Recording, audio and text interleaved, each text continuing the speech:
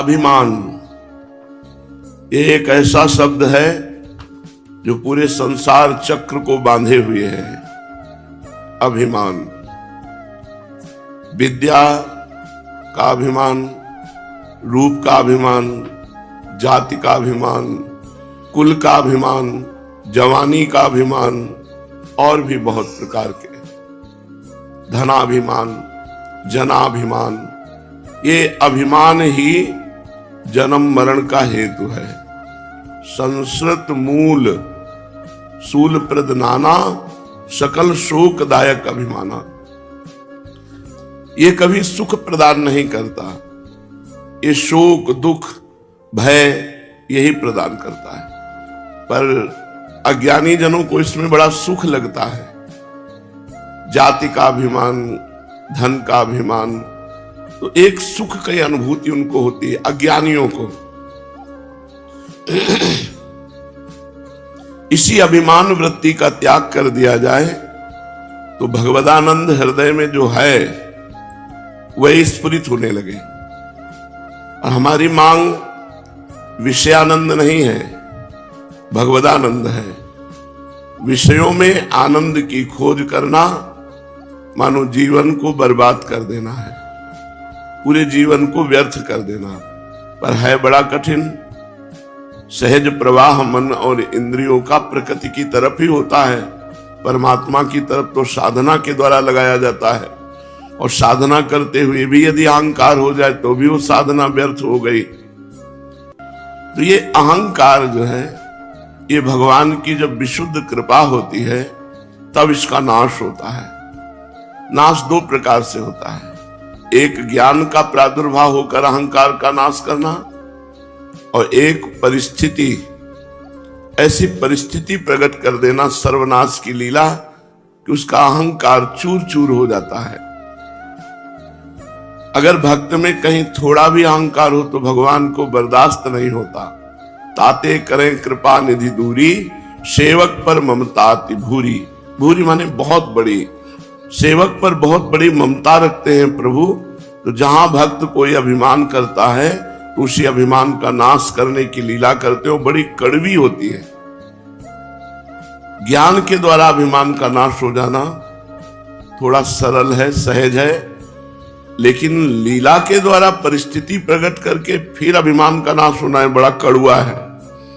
इतना कड़वा है कि देव ऋषि नारद जी ने भगवान अपने इष्ट श्री हरि को शाप दे दिया, जाओ जैसे मैं स्त्री के वियोग में दुखी हूं वैसे तुम दुखी हो। जो तुमने हमें बंदर का स्वरूप दिया वही तुम्हारी सहायता करे। देखो कितना अभिमान गिरा दिया कि अपने इष्ट को शाप दे दिया। हम जिनकी चरण रज की आराधना करते हैं उनको दुख देने की बात कह दी और प्रभु ने स्वीकार कर लिया। इसलिए उपासक को चाहिए अभिमान से बचे। गुरु कृपा से अभिमान नष्ट हो जाता है। जब साधक अपने आप को गुरु के चरणों में समर्पित कर देता है तो उसका धीरे धीरे अभिमान गलित होते होते वो फिर देखता है कि भगवत कृपा से सारे कार्य हो रहे हैं, मैं नहीं कर रहा हूं। कर्ता और भोक्ता भाव हटा कि वो जीवन मुक्त अवस्था को प्राप्त हो जाता है। इसीलिए श्रीपाद प्रबोधानंद जी कह रहे हैं, जाति प्राण धनानियान्तु सुयशो राशि परीक्षीयताम् सद्धर्मा विलयम प्रयान्तु सततम सर्वैश्च निर्भर्स्यताम् आधिव्याधि सतेन जीर्यतु वपुर्लुप्तो प्रतीकारतः श्री वृंदा विपिनम तथापि न मना त्यक्तुम ममास्ताम मति। साधक को कभी शरीर संबंधी अभिमान करना ही नहीं चाहिए कि मैं अमुक जाति का हूं, मेरे पास इतना धन है, मैं इतना बलवान हूं, बुद्धिमान हूं, ज्ञानी हूं, बहुत साधन परायण हूं। ऐसे अभिमान को बिल्कुल त्याग कर देना चाहिए। शरीर संबंधी स्मृति का त्याग ही साधना है।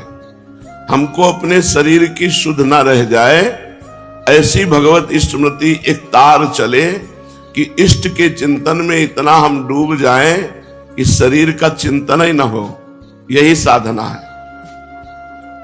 मैं किस जाति में पैदा हुआ हूं, मैं कहां पैदा हुआ हूं, मैं रूपवान हूं, मैं जवान हूं, मैं गुणवान हूं, धनवान हूं, बलवान हूं। यही अभिमान हमें भक्ति महारानी से बहुत दूर किए हैं। जैसे कोई रास्ते में जब कोई महान आता है तो फूलों के पावड़े बिछाते हैं, तो तुम्हारे हृदय में महान भक्ति पदार्पण करने वाली है और तुम अभिमान रूपी बड़े बड़े कांटे बिछा दो तो तुम्हारे हृदय में कैसे आएगी? विद्या रूप महत्व कुल धन जौवन अभिमान, सठ कंटक देखे जहां राहे न भक्ति निदान। जहां विद्या का, रूप का, कुल का, धन का, यौवन का, ये सब अभिमान रूपी कांटे पड़े हैं, उसके हृदय में भक्ति महारानी कैसे पधारे? सठ कंटक देखे जहां राहे न भक्ति निदान। फिर राहे न भक्ति निदान स्वांग सब नगर नारी के। नगर नारी कहते हैं वैश्या।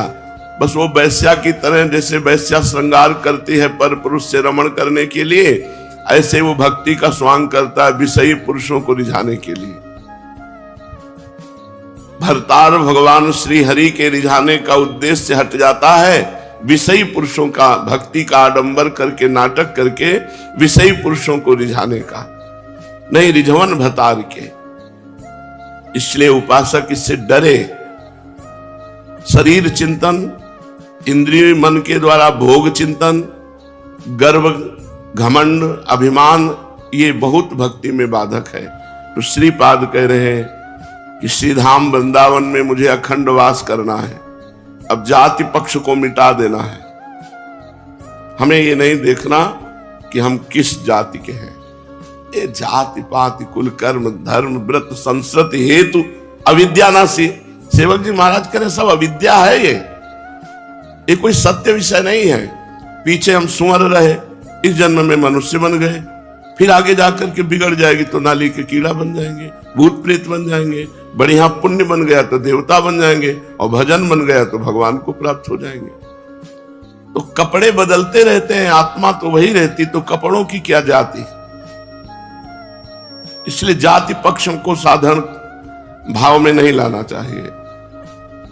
और चाहे प्राण चले जाएं, अब अपने आराध्य देव की आराधना नहीं छोड़नी, प्राणों का मोह भी छोड़ देना चाहिए। प्राण के मोह में भूख प्यास, जीने की आशा, इनका त्याग कर दे। चाहे आज हमें बुला लो, चाहे 50 वर्ष बाद बुलाना, जाना तो हमें आपके पास ही है, तो हम तो आज ही तैयार हैं। अब आप देख लो कब बुलाना है। और रही प्राणों के पोषण की बात, तो जो आप व्यवस्था कर देंगे उसी में हम राजी रहेंगे। तो जाति, प्राण और धनानि, धन आदि, इसमें सब विषय आ जाते हैं। हमको वही विषय चाहिए जो प्रभु देते हैं। हमें किसी विषयी पुरुषों की चाटुकारिता करके, धनी मानियों के पीछे डोल करके उनसे भोग सामग्री एकत्रित करना, ये तो नरक का रास्ता है। बने तो रघुवर ते बने, बिगड़े तो भरपूर, तुलसी औरन ते बने, ता बने बेपे धूर। अगर बने तो हमारे इष्ट देव से।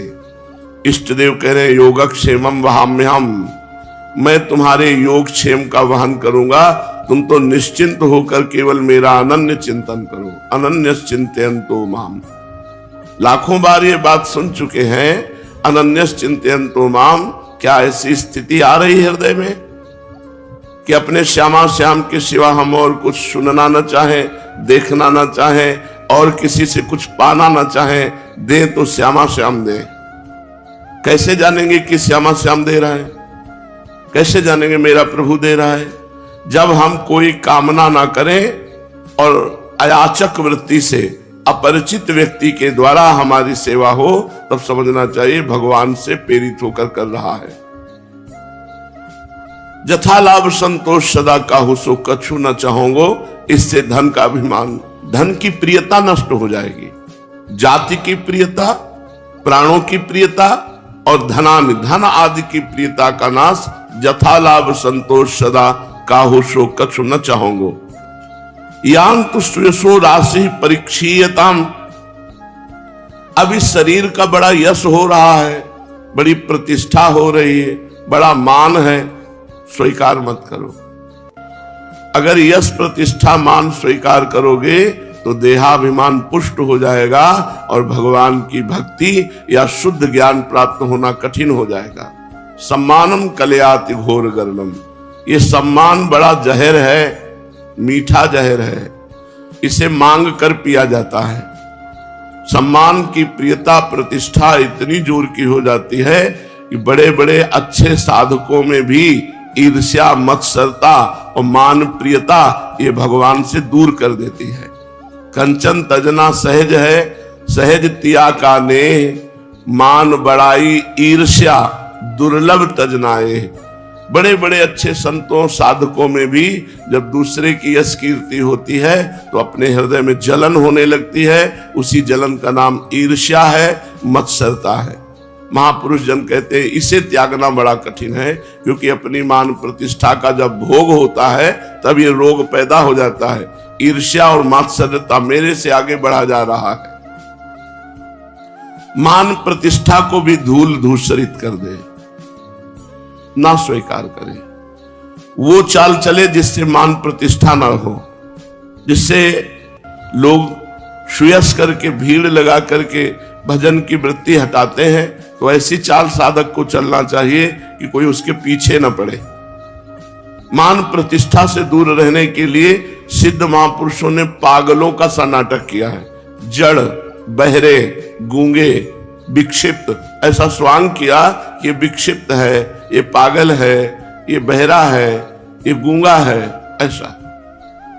क्योंकि बोलेंगे तो विद्वता प्रकट हो जाएगी, सुनकर उत्तर देंगे तो लोग पीछे पड़ जाएंगे, और अगर प्रवीणता दिखाएंगे तो फिर प्रतिष्ठा पुष्ट होती चली जाएगी। इसलिए वो जड़ दिखाई देते हैं, पागल जैसे, मूक, बहरे। ये भगवान की प्राप्ति के लिए कान होते हुए भी बहरे बन गए, जवान होते हुए भी मौन हो गए, और विद्वान होते हुए भी विक्षिप्त पागल का सवरोल करते हैं। इसलिए श्रीपाद कह रहे हैं सुयसो राशि परीक्षीयताम, सुयस हमारा क्षीण हो जाए, सद्धर्मा विलयम प्रयांतु। अगर हम प्रेम धर्म के पालन करने वाले हैं तो अन्य धर्मों का त्याग हो ही जाता है। भगवान कह रहे हैं तुम्हें कोई पाप नहीं लगेगा।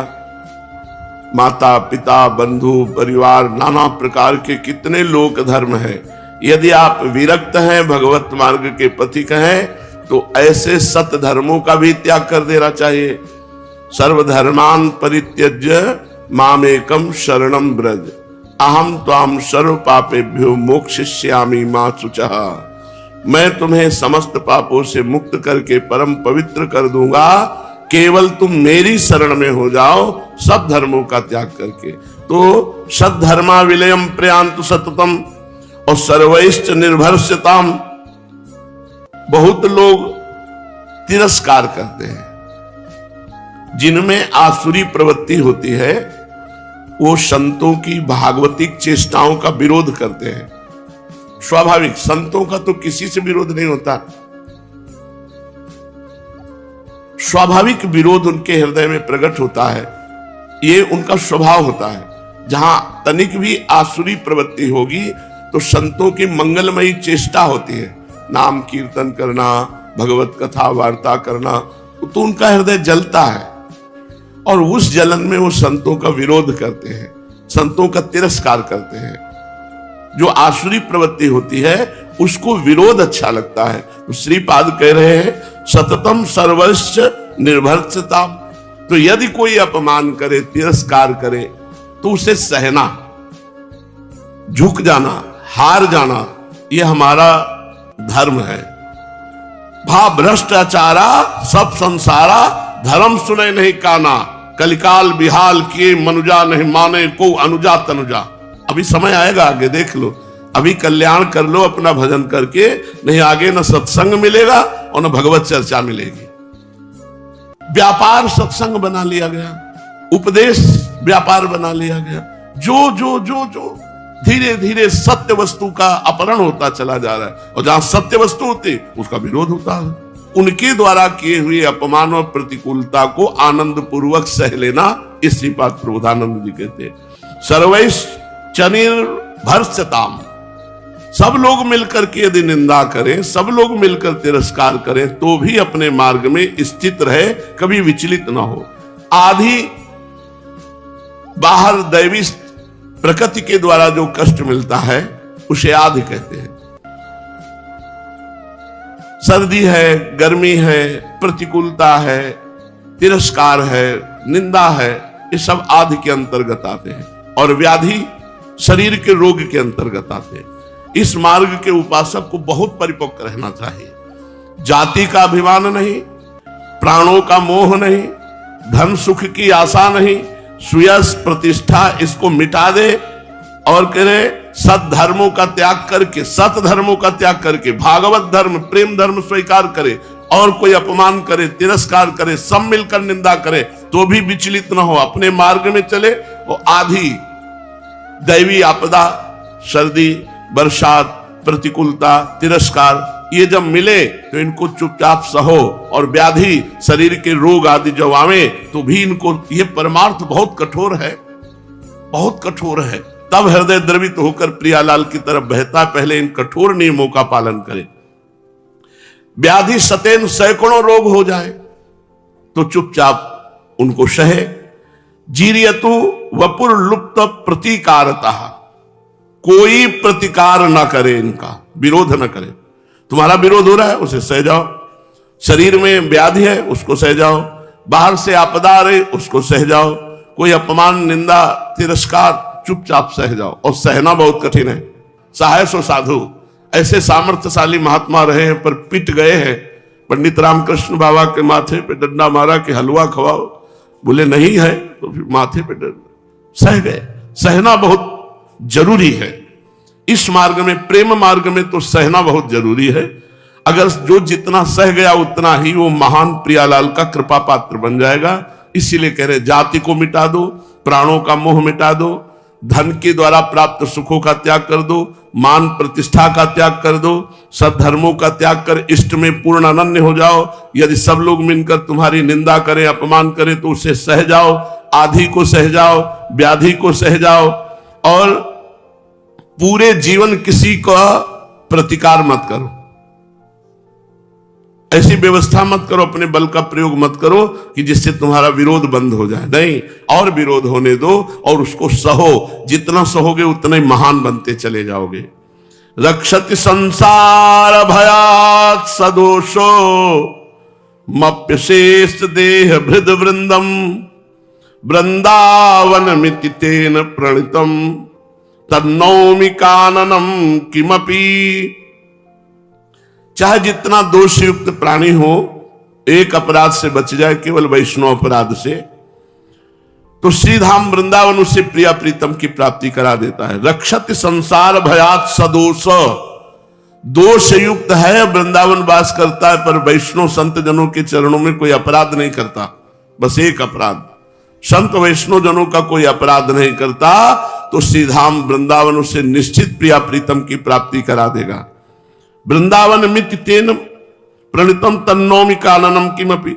जो वृंदावन का आश्रय लिए है, प्रणत है, तो श्रीधाम वृंदावन चाहे जितना वो दोषी हो उसे परमानंद की प्राप्ति करा देगा, यदि एक अपराध ना बने, कभी वैष्णव अपराध ना बने, संत अपराध ना बने।